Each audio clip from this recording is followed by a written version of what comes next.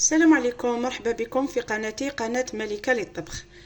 وصفتنا تاع نهار اليوم ماهيش طبخة، راح ندير معكم التفاح. هاكو عرفتوا واش راح ندير.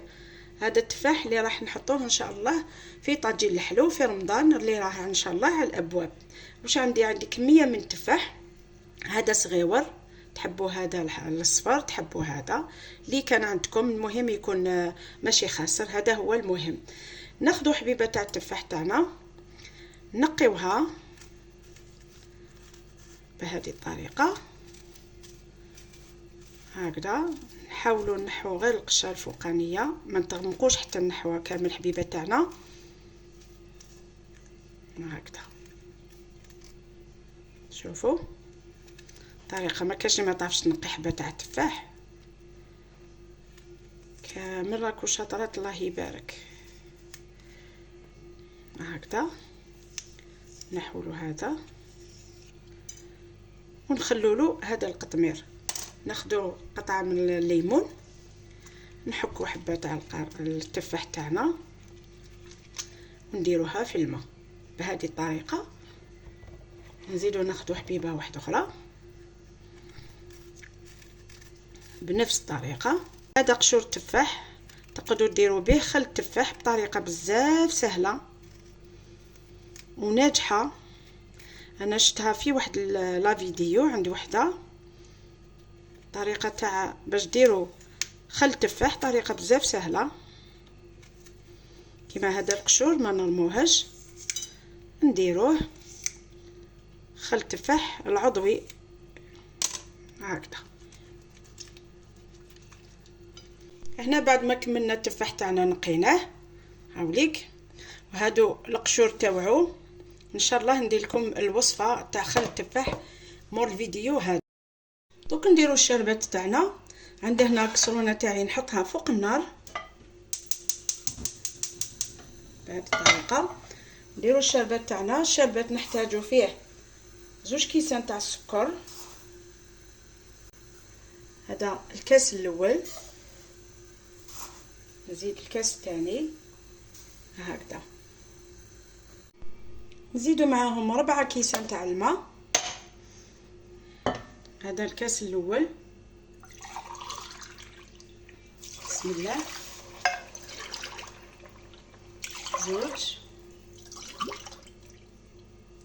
3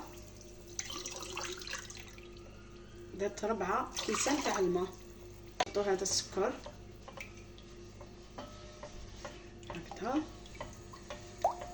عندي هنايا عود تاع القرفه، عندي هنا قطعه تاع الليمون هكذا. ولا عندكم نجمه الارض ماذا بكم ديروها تمتني هذاك لوغو شباب. نخلوه حتى يبدا يغلي، نحسبوا له 10 دقائق. هنا بعد ما جازوا 10 دقائق نبدا نحط التفاح ديالي هكذا بهذه الطريقه.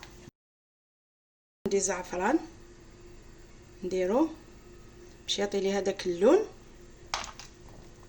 هكذا. عندي شويه تاع لافاني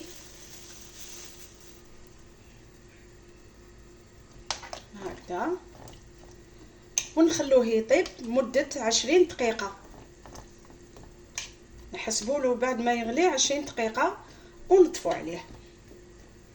هنا التفاح تاعي هاوليك طاب، ما تخلوهش يطيب بزاف.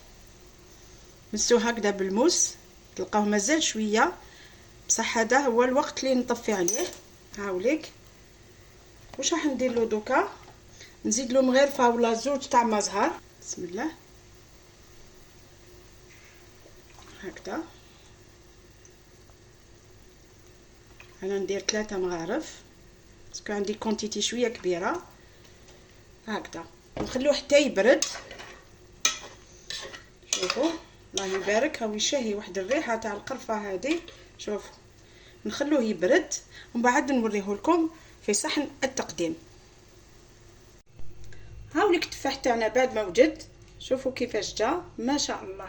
شوفوا لي هذيك البغيونط اللي راهي فيه الله يبارك. شوفوا ناخذ حبيبه قدامكم. شوفوا هذه هي لاصوص تاعو. تحبوا تخلوها اكثر من هكذا تقدروا تخلوها بصح بشرط تنحوا التفاح تاعكم تحطوه في طبيسي وتخلوا الشاربه تاعكم تزيد تشد اكثر وتعقدوها اكثر ومن بعد تنحوها. شوفوا كيفاش طاب، شوفوا الله يبارك ما شاء الله. الوصفه ناجحه 100%. وهنا راح نديرهم في علب. تحبوا تحطوهم في المجمد بهذه الطريقه، ديروا 4 5 على حسب عدد الافراد العائله تاعكم هكذا. ديروهم حتى تبرد، اكيد انا يسخونه برك باش نوريلكم هكذا.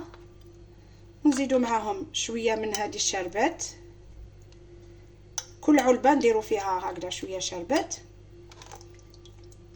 وتخبوهم في المجمد ويقعدوا لكم فتره طويله تاع شهر رمضان كامل.